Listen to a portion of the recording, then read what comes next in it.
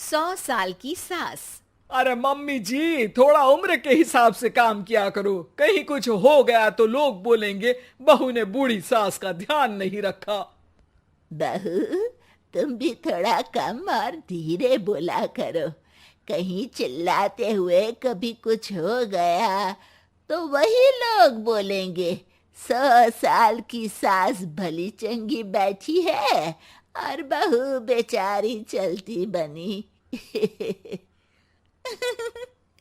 वैसे मम्मी जी, दादी बिल्कुल ठीक बोल रही हैं।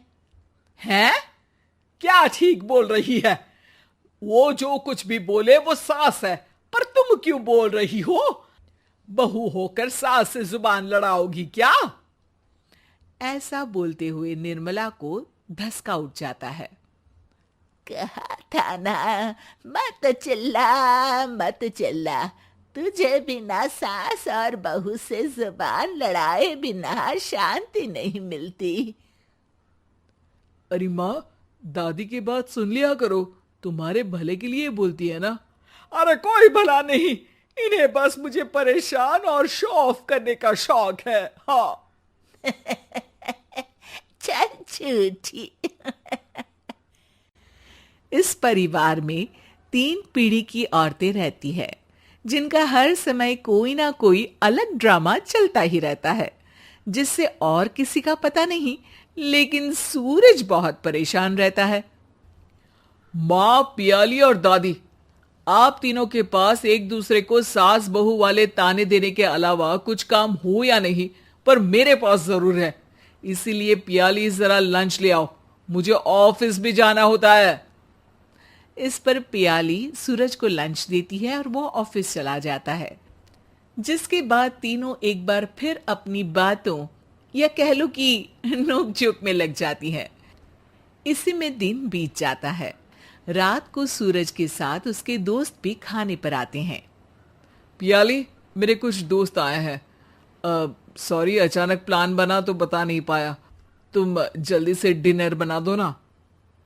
अरे वाह रे आलसी माँ की आलसी बेटी, पहले बिना बताए दोस्तों को घर ले आओ, फिर बोलो जल्दी से डिनर बना दो। इतनी जल्दी है तो खुद बना लो। अरे माता, सब बाद में दिखा देना, अभी खाना बना दो ना प्लीज। ऐसा बोल के सूरज दोस्तों के पास जाकर बैठ जाता है और पियाली डिनर की टेंशन में अपनी सास के पास पहुंच जाती है, जो अपने कमरे में आराम कर रही होती है। मम्मी, सूरज अचानक दोस्तों को घर ले आए हैं, क्या करूं अब? कुछ ऐसा बताओ ना जो जल्दी बन जाए और सर्व करते हुए भी अच्छा लगे। अरे रेस्टोरेंट से मंगा ले, दोबारा परेशान मत करना, सोने दे मुझे।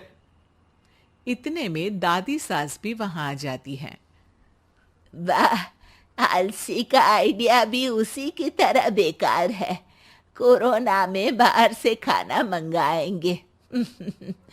बहू, तुम सो ही जाओ, वही काम अच्छे से कर सकती हो। चल पियाली, मैं बताती हूँ क्या करना है। इस पर दादी सास पियाली के साथ मिलकर सारे मेहमानों के लिए खाना बनाती है, जिससे उन्हें ज्यादा मेहनत भी नहीं करनी पड़ती और सबका पेट भी भर जाता है। दादी के इस आइडिया से पियाली और सूरज बहुत इम्प्रेस हो जाते हैं।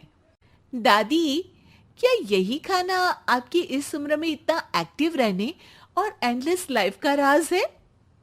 वैसे दादी ने आज तक राज किसी को बताया नहीं। इन्होंने ससुर जी तक को नहीं बताया, तभी तो वो ऊपर पहुंच गए और ये अभी तक यही है।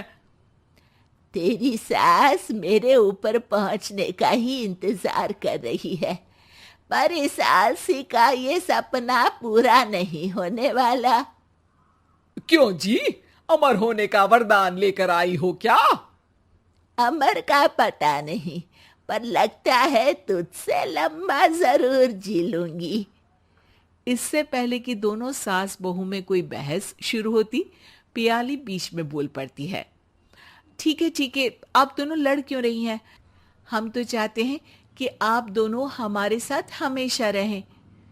पियाली की बातों पर दोनों शांत हो जाते हैं और उनकी लाइफ पहले जैसे चलने लगती है, जहां दादी सुबह जल्दी उठकर कुछ न कुछ काम करते हुए पूरा दिन बिताती है, तो वहीं निर्मला और पियाली लेट उठने से लेकर धीरे धीरे आलस में काम करना और जब मर्जी सो जाने से अपना दिन बिताती हैं।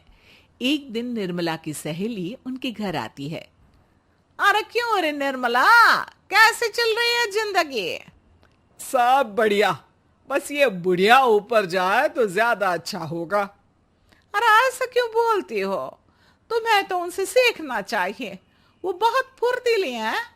मैं उन्हें रोज मॉर्निंग वॉक करते हुए देखती हूँ, और वहीं तुम और तुम्हारी बहू है जिन्होंने शायद सुबह का सूरज आज तक देखा ही नहीं होगा। सहेली की बात सुनते ही निर्मला भड़क कर चिल्लाते हुए पियाली और अपनी सास को वहां बुलाती है, जिनके साथ सूरज भी वहां आ जाता है और ये सब देख सहेली वहां से चली जाती है। अरे सासू माँ, आपको हमसे क्या दिक्कत है? अब तो मेरी सहेलियां भी आपकी वजह से मुझे ताने देने लगी है।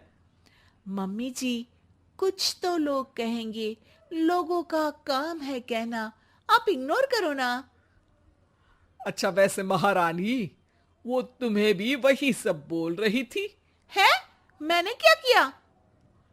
अरे किलस क्यों रही हो? अब तो समझो और अपना लाइफस्टाइल सुधारो। ओ मोरी मैया, अब हमारा लाइफस्टाइल भी खराब हो गया क्या? आपका तो हाई फाई है ना, बस उतना ही ठीक है। तुम लोग हमेशा पूछते हो ना कि मेरी इस उम्र और अभी भी इतने एक्टिव रहने का राज क्या है, तो वो ये लाइफ स्टाइल ही है जिसे हाई फाई नहीं पर सिंपल कहते हैं। दादी, अब कहना क्या चाहती हो? यही कि मैंने अपनी जिंदगी में बहुत किताबें पढ़ी हैं, जिनमें एक किताब से मुझे ये समझ में आया कि हम कितने गलत तरीके से जिंदगी जीते हैं। उसी के बाद मैंने एक अच्छे जीवन के लिए इकिगाई रूल अपनाया, जिसका मकसद तो सिर्फ अच्छा जीवन जीना था। इतना लंबा कैसे जी गई मुझे खुद अचंभा होता है। ओह, तो मतलब आप मुझे परेशान नहीं करती थी? वो तो आप करती हैं। वैसे ये इकिगाई क्या है? थोड़ी रिसर्च खुद भी कर लो आलसियों, सब मैं ही बता दूं क्या?